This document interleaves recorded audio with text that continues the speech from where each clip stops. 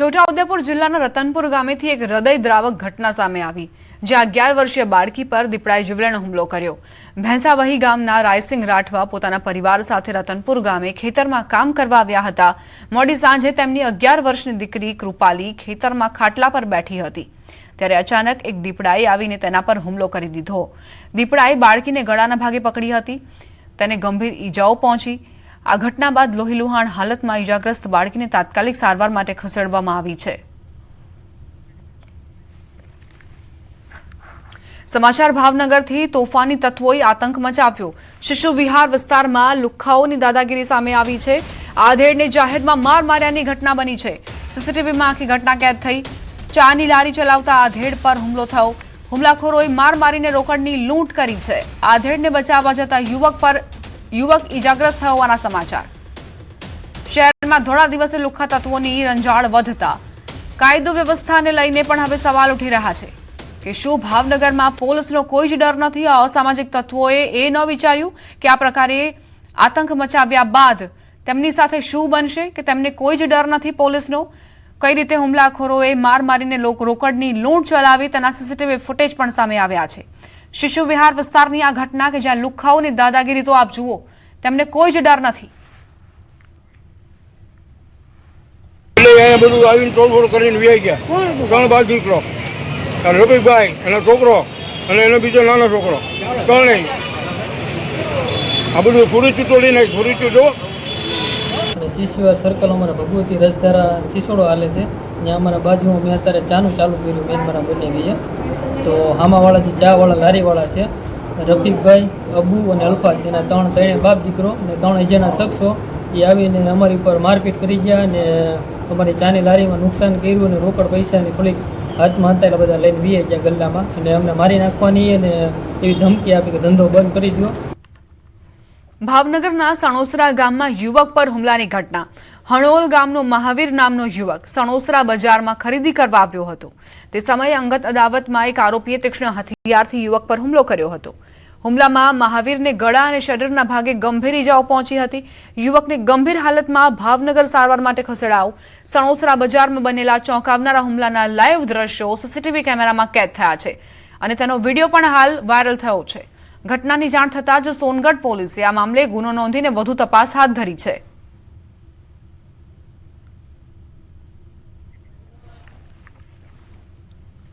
બિહારના બાઢ અનુમંડળના બાઢ થાના વિસ્તારના મલાહી ગામમાં બાળકોના વિવાદને લઈને 2 પક્ષો વચ્ચે મારામારી થઈ।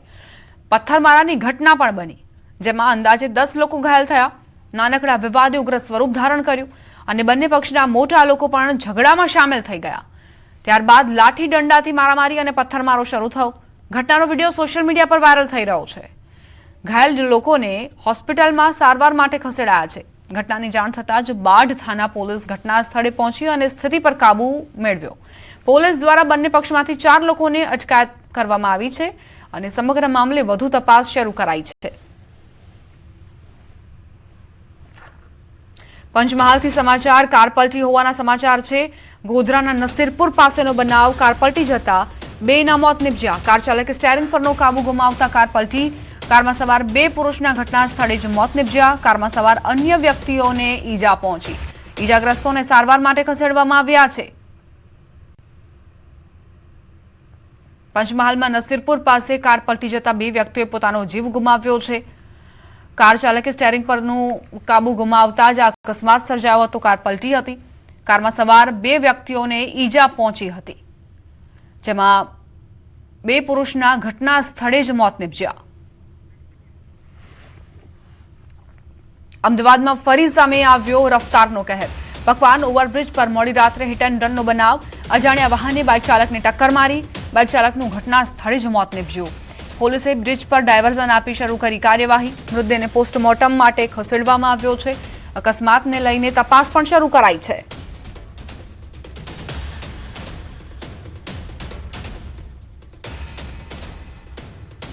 રાજકોટના રૈયા રોડ પર અકસ્માત સર્જાયો। પૂર ઝડપે આવેલી કારે વાહનોને અડફેટે લીધા। સ્કૂટર સહિત 2 વાહનોને અડફેટે લેવાયા। 3 વાહન ચાલકોને અડફેટે લઈને ભાગવા જતા અકસ્માત સર્જાયો। સ્કૂટર ચાલકને ગંભીર પ્રકારની ઈજાઓ પહોંચી છે, તેને હોસ્પિટલ લઈ જવાયો। કાર સગીર ચલાવતો હોવાની પ્રાથમિક હકીકત સામે આવી છે. રાજકોટમાં રફતારના રાક્ષસો બેફામ બન્યા છે. રૈયા રોડ પર અકસ્માતની ઘટના બની છે. પૂર ઝડપે આવેલી કારે વાહનોને અડફેટે લીધા. ત્યાંથી ચાલકે ભાગવાનો પ્રયાસ કર્યો અને હજુ વધુ સ્પીડે કાર હંકારી અને અન્ય એક અકસ્માત સર્જ્યો. સ્કૂટર સહિત 2 વાહનોને નુકસાન પહોંચ્યું છે. કારની શું દુર્દશા થઈ છે તેની પરથી આપ અંદાજ લગાવી શકો છો કે કેટલી હદે ફૂલ સ્પીડમાં આ કાર આવતી હશે અને તેણે વાહનોને અડફેટે લીધા હશે. અંબાજી નજીક બસ ખાડામાં ખાબકી છે. રાજસ્થાનના સીએમના બંદોબસ્ત માટે આવેલી બસ ખાબકી. 20 ફૂટ નીચે ખાડામાં ખાબકતા અફરાતફરીનો માહોલ સર્જાયો. માઉન્ટ આબુથી જાંબુડી આવતી હતી આ બસ. લક્ઝરી બસમાં માત્ર 6 લોકો સવાર હતા. જાંબુડી પાસે વળાંકમાં કાબુ ગુમાવતા બસ રોડથી નીચે ઉતરી, પરંતુ કોઈ જાનહાનિના સમાચાર નથી. ઘાયલોને અંબાજી સરકારી હોસ્પિટલમાં ખસેડવામાં આવ્યા છે. ત્યાં તેમની સારવાર ચાલી રહી છે. લક્ઝરી બસમાં માત્ર 6 લોકો સવાર હતા અને સદનસીબે કોઈ જાનહાનિના સમાચાર નથી મળ્યા. હા, ઈજા જરૂર પહોંચી છે અને એટલે જ તાત્કાલિક હોસ્પિટલમાં ખસેડવામાં આવ્યા છે. વાઘોડિયા વડોદરા રોડ પર હિટ એન્ડ રનની ઘટના બની છે. રાહદારીને પૂર ઝડપે આવતા બાઇક ચાલકે અડફેટે લીધો. રાહદારીનું હોસ્પિટલમાં ટૂંકી સારવાર દરમિયાન મોત નીપજ્યું. ગોઝારા અકસ્માતના સીસીટીવી ફૂટેજ સામે આવ્યા છે. રાહદારીને ટક્કર મારી બાઇક ચાલક ફરાર થયો છે. પોલીસે શોધખોળ તેજ કરી.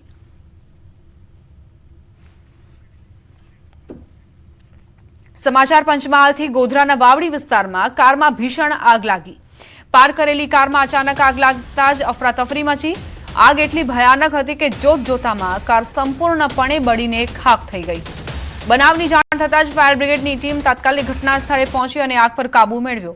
સદનસીબે આ દુર્ઘટનામાં કોઈ પણ પ્રકારની જાનહાનિના સમાચાર નથી.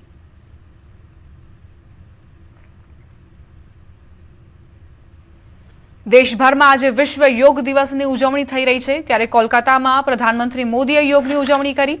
કોલકાતામાં મોદીએ કહ્યું, યોગ ખૂબ જ મદદરૂપ છે, તે બધાને જોડે છે. પ્રધાનમંત્રીએ 35,000 લોકો સાથે યોગ કર્યા. પીએમ મોદીએ કોલકાતાના રેડ રોડ પરથી 12મા આંતરરાષ્ટ્રીય યોગ દિવસના કાર્યક્રમમાં ભાગ લીધો. આ અવસરે તેમણે દેશવાસીઓને યોગને લાઇફસ્ટાઇલનો ભાગ બનાવવાનો સંદેશ આપ્યો. તેમણે કહ્યું કે હિમાલયથી લઈને હિન્દ મહાસાગર સુધી યોગની ઉર્જા ફેલાયેલી છે. આ તરફ અમદાવાદના પ્રહલાદનગરમાં કેન્દ્રીય ગૃહમંત્રી અમિત શાહે યોગ દિવસની ઉજવણી કરી. નાયબ મુખ્યમંત્રી હર્ષ સંઘવી પણ યોગ દિવસની ઉજવણીમાં જોડાયા. તો આ તરફ માણસામાં મુખ્યમંત્રી ભૂપેન્દ્ર પટેલની ઉપસ્થિતિમાં ઉત્સાહભેર યોગ દિવસ ઉજવાયો હતો. साथियों, गीता में भगवान कृष्ण ने योग के विषय में कहा है, युक्त आहार विहारस्य युक्त चेष्टस्य कर्मसु युक्त स्वप्न अवबोधस्य योगो भवति दुःखः. अर्थात संतुलित आहार विहार से,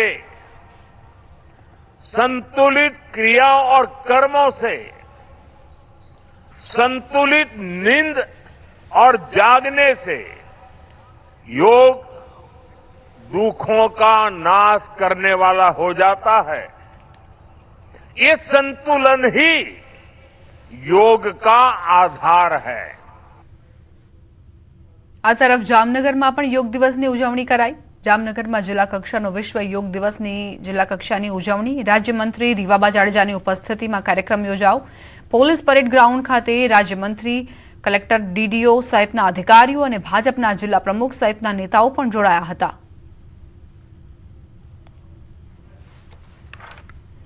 વિશ્વ યોગ દિવસની વિશ્વની સૌથી ઊંચી પ્રતિમા સ્ટેચ્યુ ઓફ યુનિટી ખાતે ઉજવણી થઈ. વિધાનસભા ઉપાધ્યક્ષ પૂર્ણેશ મોદીની હાજરીમાં યોગ દિવસ ઉજવવામાં આવ્યો હતો. આ વર્ષે યોગ ફોર હેલ્થ એજિંગ થીમ પર યોગ દિવસની ઉજવણી કરાઈ રહી છે. સ્ટેચ્યુ ઓફ યુનિટી ખાતે વહીવટીતંત્ર, સ્ટેચ્યુ ઓફ યુનિટી સત્તામંડળના અધિકારીઓ, સામાજિક સંસ્થાઓએ ઉજવણીમાં ભાગ લીધો.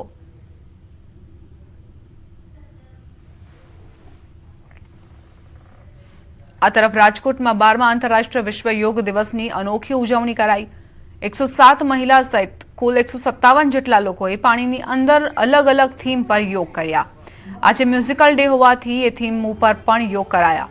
યોગ કરનાર મહિલાએ કહ્યું કે પાણીમાં યોગ કરવાથી ઘણા ફાયદા થતા હોય છે. જે મૂવમેન્ટ જમીન ઉપર કરવામાં તકલીફ પડતી હોય તે પાણીમાં સરળતાથી થતી હોય છે.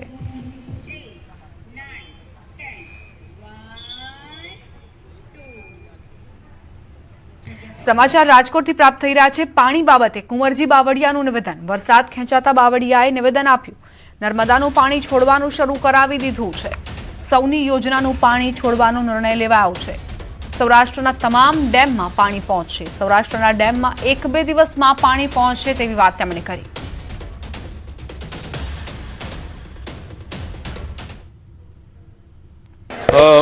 માનનીય મુખ્યમંત્રીશ્રીએ સિંચાઈ વિભાગમાંથી નર્મદાની કેનાલોનું પાણી છોડવાની સાથે શરૂ કરાવી દીધું છે. સૌરાષ્ટ્રમાં પણ જે ખાસ કરીને જ્યાં સૌની યોજનાઓ જે ડેમો સાથે જોડાયેલો છે એ ગઈ બુધવારના દિવસે કેબિનેટમાં એ પણ નિર્ણય થઈ ગયો છે અને પાણી શરૂ કર્યું છે. વહેલામાં વહેલી તકે સૌરાષ્ટ્રમાં જે ખાલી થયેલા ડેમો એ ભરાય એ માટેની સૂચનાઓ અપાઈ ગઈ છે અને બધા ડેમોમાં 1-2 દિવસ પાણી પડતું થશે. તોફાની પવન સાથે સુરેન્દ્રનગરમાં વરસાદ. ધોધમાર વરસાદથી રોડ પાણી થયા. ભારે ઉકળાટ બફારાથી મળી લોકોને મુક્તિ. વાતાવરણમાં ઠંડકનો અહેસાસ લોકોને થઈ રહ્યો છે. વરસાદનું આગમન થતાં ખેડૂતોમાં ખુશીની લહેર છવાઈ છે. પ્રી મોન્સૂન એક્ટિવિટીના ભાગરૂપે આ વરસાદ વરસી રહ્યો છે. ખેડૂતોને હજુ પણ રાહ છે કે વિધિવત રીતે ચોમાસાની શરૂઆત થઈ અને ત્યારબાદ વરસાદ વરસે. વાવ અને થરાદ પંથકમાં અચાનક જ વાતાવરણમાં મોટો પલટો આવ્યો. થરાદના વામી, ભાપી અને ભડોદર સહિતના ગ્રામીણ વિસ્તારોમાં અચાનક વરસાદી ઝાપટું નોંધાયું. અચાનક વરસાદી ઝાપટું પડતા ખેડૂતોમાં ભારે ખુશીનો માહોલ જોવા મળ્યો. વરસાદના કારણે ભારે ઉકળાટ અને ગરમીથી રાહત મળી. અમરેલી જિલ્લાના વાતાવરણમાં પલટો આવ્યો છે. વડિયા અને કુંકાવાવ પંથકમાં ધોધમાર વરસાદ વરસ્યો. ખાસ કરીને કુંકાવાવના કોલડા ગામમાં ભારે વરસાદથી અનેક જગ્યાએ પાણી ભરાયા. ચેકડેમ અને નદીમાં નવા નીર આવતા ખેડૂતોમાં ખુશીનો માહોલ જોવા મળ્યો. સાથે જ વડિયાના અમરાપુર અને સણોસરા આસપાસના ગ્રામ્ય વિસ્તારોમાં સારો વરસાદ વરસ્યો. અમરાપુરમાં ભારે વરસાદના કારણે ખેતરોમાં પાણી ભરાયાના દ્રશ્યો સામે આવ્યા.